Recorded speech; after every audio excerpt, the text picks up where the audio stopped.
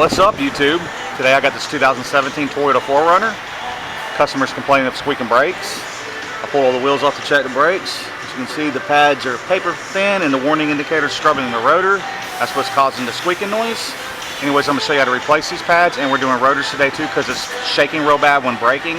And as you know, that I do not cut rotors, especially when they're shaking as bad as this, because every time you cut rotors, you just take more metal off of them, and that makes them thinner and thinner, so they're going to warp up a lot faster with less metal. I give the customer the option, of course, but most of the time they opt to go ahead and replace the rotors because they don't want to come back twice. Anyways, if you haven't subscribed to my channel, please subscribe to make videos like this to make your life easier. Let's do this. First thing we're going to take is a 17 mil. Break loose both these bolts.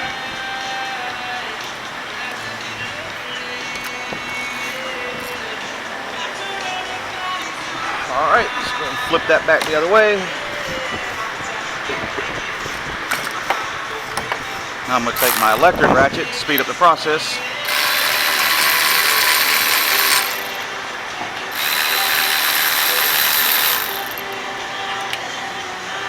Now it doesn't matter if this goes top or bottom, they're the same bolt. And there's plenty of grease still on them, so as long as there's still plenty of grease on them, you ain't got to worry about greasing them.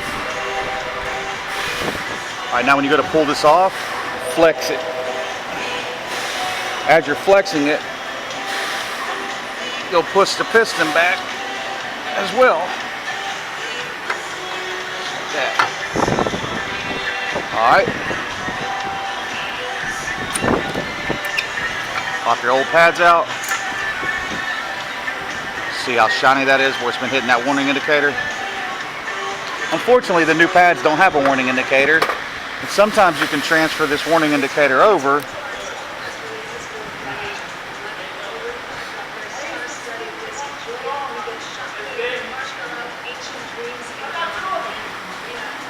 Yeah, there's not even enough left. Doesn't even matter. Sometimes they'll give you new warning indicators with new pads, but I don't know. They didn't give them to me this time, so it is what it is. Alright, same thing on the caliper back bracket bolts. 17 millimeter. Go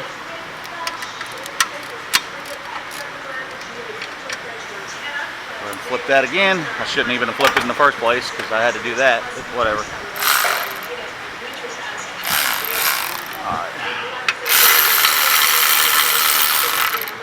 Alright, now being careful when you pull this off, especially if you're using a deep well, that'll fall into your socket. You don't want to lose that washer.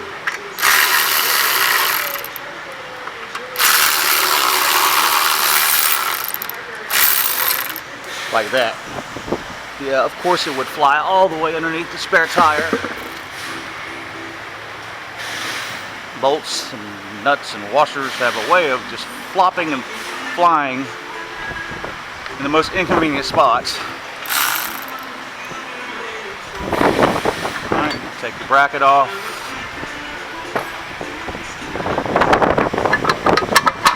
Wiggle your rotor off. The e-brakes, your shoes are going to catch a little bit, so just wiggle it side to side. If it ain't coming, just tap it a couple times with a hammer as you're pulling on one side. Go ahead and discard that for our metal guy to come pick up.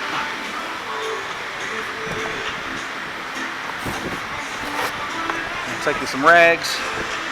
When you get your new rotor, they cover the rotor in a protective coating to keep you from rusting on the shelf. Take you some good parts cleaner, brake cleaner preferably because it dries. Doesn't leave a oily film behind. If you don't have brake cleaner, just take it to the sink. Not your kitchen sink because you'll piss your wife off. Some Dawn and any kind of good dish soap. It doesn't have to be Dawn. Wash them off. Just get that oil off because what'll happen if you don't, it'll get on the new pads and it'll overheat the rotor whenever that stuff's burning off when you drive it. And you'll warp the rotor right back up again.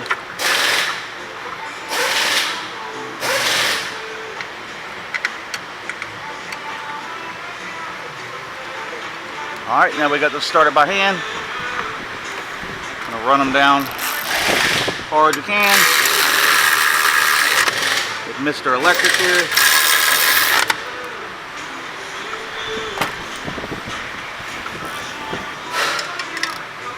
Give it a good final snug.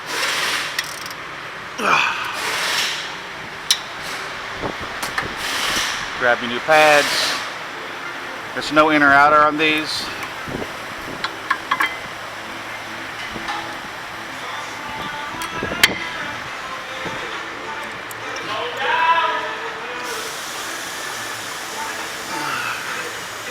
Yeah, that back one's kind of a booger to put in because those clips want to keep moving on you.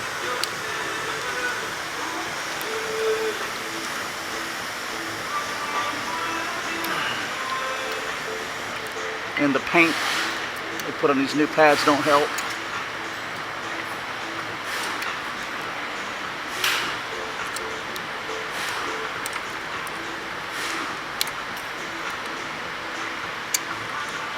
Come on, get in there. Wow. So it's gonna make me get on my knees. Let's flip back in.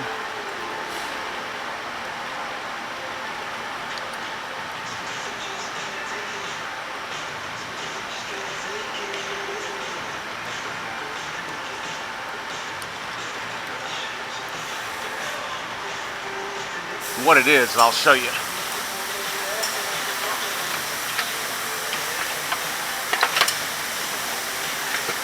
Small flathead screwdriver here. This damn shim right here is hitting that clip. Get your butt in there. Yeah, that's got to push back. Alright, that's right.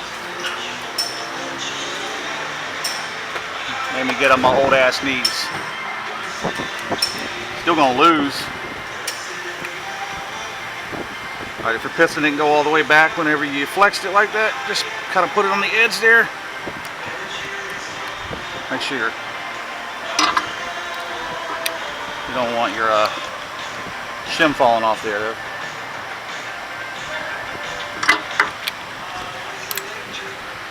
Bend that back in. It's a tight fit.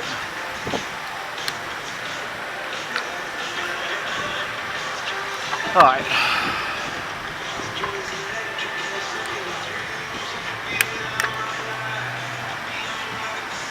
Little rubber boots.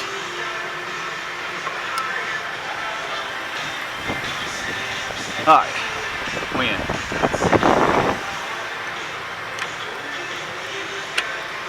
Like I said, these top and bottom bolts, they're the same. So.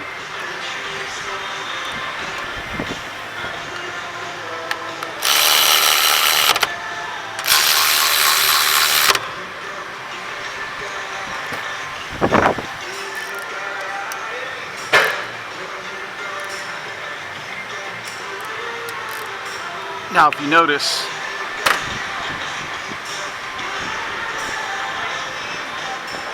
small flathead screwdriver. Some of this boot did not go over the slide. So just take this little screwdriver without stabbing the boot. Just work it back over. Just like that.